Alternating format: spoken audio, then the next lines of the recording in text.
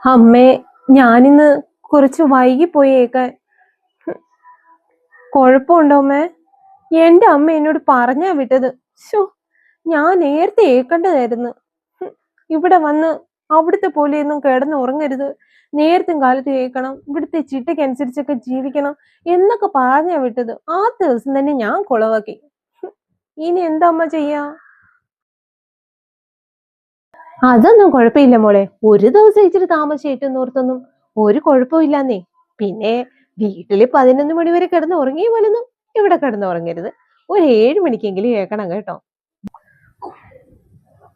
അമ്മേ, ഇനി എന്താ അമ്മേ പണിയുള്ളേ? മുറ്റമൊക്കെ അമ്മ തൂത്തിട്ടല്ലേ, പാത്രം ഒക്കെ കഴുകി.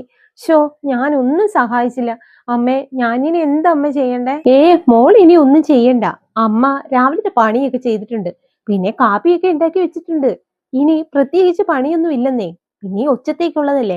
അല്ലെങ്കിലും മോൾ ഇനിയിപ്പോ ഒന്നും ചെയ്യാനും നിൽക്കണ്ട. അല്ല, അവൻ ഏറ്റില്ലേ? ഇല്ല, നല്ല ഉറക്കാ. അതുകൊണ്ട് വിളിക്കാനും തോന്നിയില്ല. ഉറങ്ങിക്കോട്ടെ എന്ന് വിചാരിച്ചു. ഇന്ന് ഓഫീസിലൊന്നും പോകണ്ടല്ലോ അല്ലേ അമ്മേ? പോകണ്ട മോളെ. മോളെന്നാ അവനെ പോയി വിളിച്ചെഴുന്നേപ്പിച്ചോ. വിളിച്ചില്ലെങ്കിലേ പോത്തുപോലെ കിടന്ന് ഉറങ്ങിക്കളയും. അതുകൊണ്ട് നേരത്തെ വിളിച്ചേൽപ്പിച്ചോ.